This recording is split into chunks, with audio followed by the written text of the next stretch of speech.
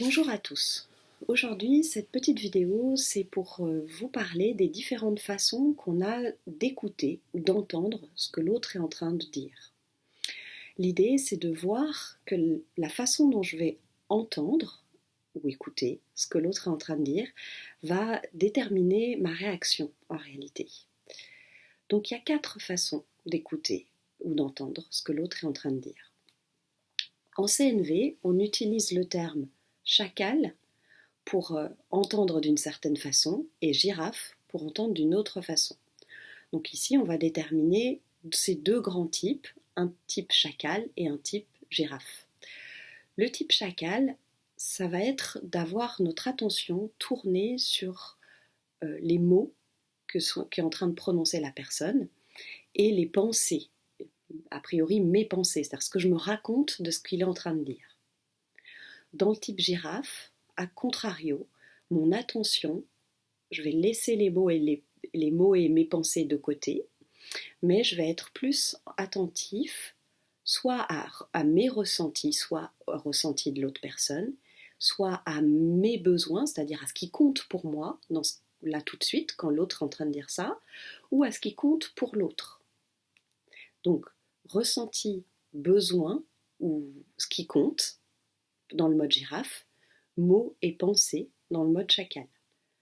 Okay, deux types différents. Quand on est dans le mode chacal, ça veut dire qu'on croit ce que l'autre est en train de nous dire. Donc je vais prendre mon exemple, c'est ma mère qui vient chez moi et qui me dit « Ah, tu ranges ça comme ça, c'est pas une bonne idée ». Peu importe de quoi on est en train de parler, moi quand elle me dit ça, j'ai plusieurs façons de l'interpréter. Si je suis avec mes oreilles chacales, c'est-à-dire que si je fais attention à ces mots et à ce que je me raconte de ça, je vais avoir tendance à me dire ah ben du coup ma mère est en train de me dire qu'en fait je fais pas bien les choses, que elle sait mieux que moi comment je dois faire. En gros, elle a raison et moi j'ai tort dans cette situation-là. Quand elle me dit ça, moi je crois qu'elle a raison et que moi j'ai tort. À partir de là, j'ai deux solutions.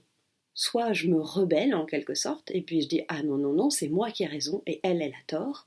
Je suis absolument pas d'accord avec ce qu'elle va dire, ce qu'elle vient de dire.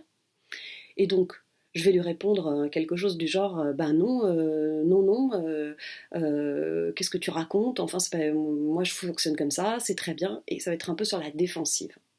Okay.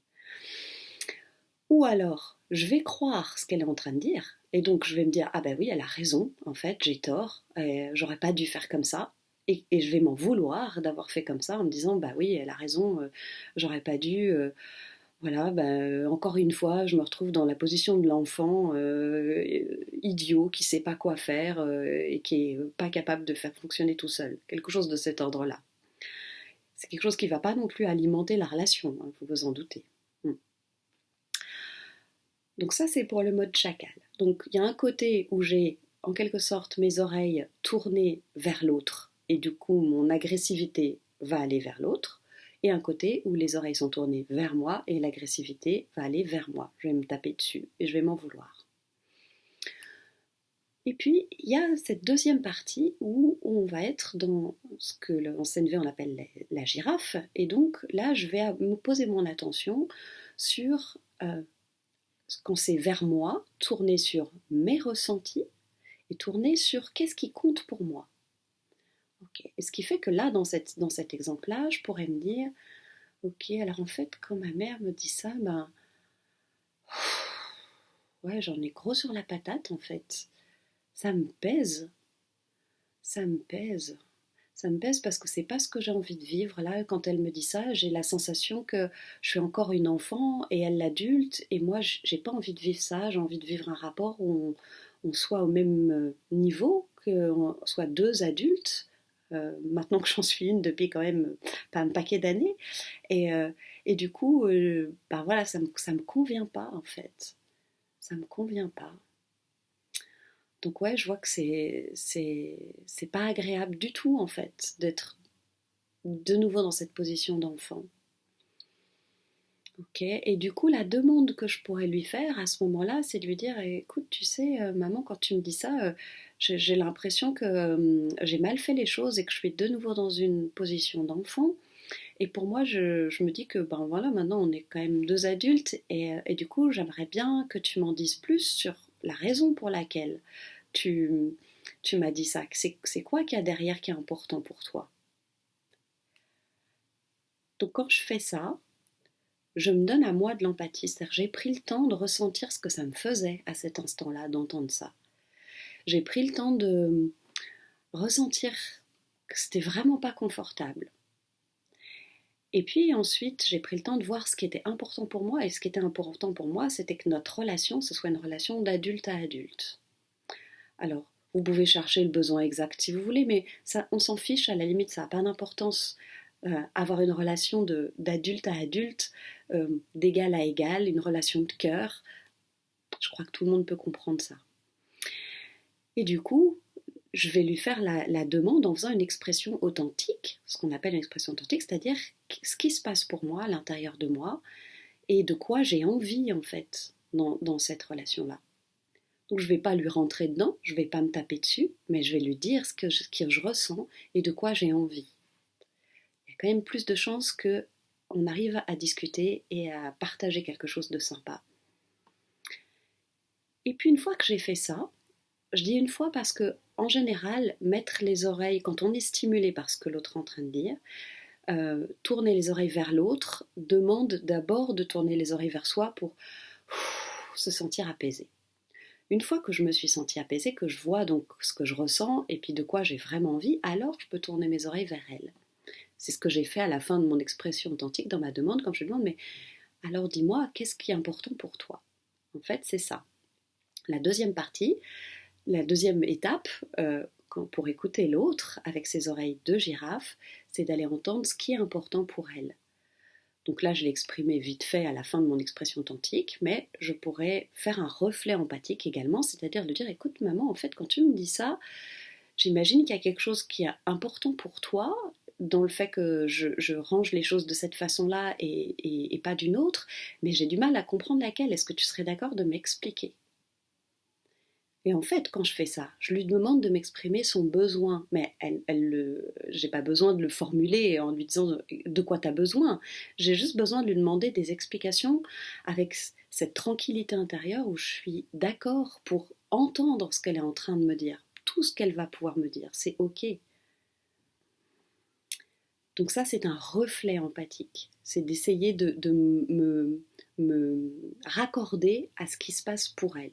Et puis bah là, en fonction de ce qu'elle va me dire, je vais pouvoir lui dire ah mais en fait, quand tu me dis ça, ce que je comprends bien, en fait, ce qui est important pour toi, c'est parce que en rangeant de cette façon-là, on va préserver la planète et ce sera mieux pour l'environnement.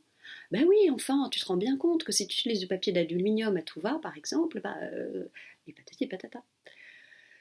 Et donc voilà, et donc j'ai compris son besoin, j'ai compris en fait que quand elle est en train de me dire bah tu devrais pas les faire choses comme ça, elle n'est pas du tout en train de me dire que elle est la grande et moi la petite et que j'ai encore 15 ans, mais que elle a envie de préserver l'environnement et que ça lui tient à cœur. Ça change quand même pas mal les donnes. Donc voilà, on a ces quatre façons d'écouter ce qui se passe quand quand quelqu'un nous dit quelque chose. On n'a pas toujours les moyens d'avoir les oreilles girafes au bon moment. C'est ok avec ça. Hein. La première des choses, c'est de se rendre compte quand on a ses oreilles chacales. C'est-à-dire quand je suis à mon attention, en fait, là, zut, elle était posée plus sur les mots et sur les pensées que sur les besoins et les ressentis. C'est ok. C'est ok, c'est comme ça qu'on apprend. Si vous ne vous rendez pas compte à un moment que vous avez ce type d'écoute-là, comment voulez-vous changer? C'est pas possible, c'est un automatisme. Au départ, on est habitué à fonctionner de cette façon-là. Donc ça prend un peu de temps, c'est normal. On fait des erreurs, c'est ok. Ça, c'est la première des choses. La deuxième chose importante, je n'ai pas le pouvoir de changer la façon dont l'autre va m'entendre ou m'écouter. À aucun moment. Mon seul pouvoir, c'est de changer la façon dont moi je vais entendre ou écouter. Avec la tranquillité, par expérience, que quand même quand je change ma façon d'entendre et d'écouter, il y a j'ai envie de dire euh, des répercussions. Je vois ça comme un tremblement de terre. Vous savez, il y a ces premières secousses, et puis il y a des répliques ensuite de ce tremblement de terre. Il y a des répliques de ça dans vos relations, ce qui est plutôt agréable. Mais on ne le fait pas pour ça. On le fait pour nous d'abord, parce que ça nous rend plus joyeux, ça nous rend plus tranquille, plus en paix avec soi-même et avec les autres. Aussi, pour utiliser cette façon-là d'entendre ou d'écouter les autres, je vais avoir besoin de temps. Ça prend du temps. Vous avez vu là dans mon exemple, quand je suis passée en mode girafe et que j'ai dû entendre ce que ça me faisait pour moi, j'ai parlé plus lentement. Il a fallu que je me connecte à ce qui se passait dans mon corps. Ça prend du temps. Le mode chacal, c'est-à-dire quand je suis en train d'entendre juste les mots et les pensées qu'il y a dans ma tête, ça va très très vite. Quand je veux descendre dans mon ventre, dans mon cœur et aller en mode girafe, ça prend plus de temps. Voilà, j'espère que ça vous aura rendu service. Mon dernier conseil, c'est que ça, vous pouvez le pratiquer tout le temps avec tout le monde. Il n'y a pas besoin de faire d'expression.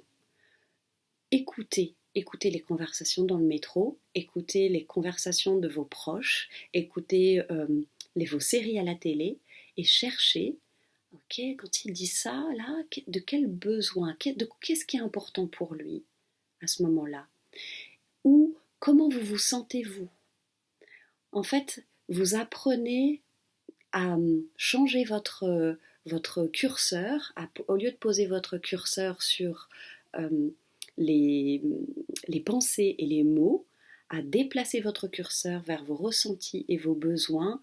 Et c'est comme une rééducation. Donc faites-le autant que vous en avez envie. Et avec cette curiosité-là d'aller voir, c'est une découverte, vraiment une découverte.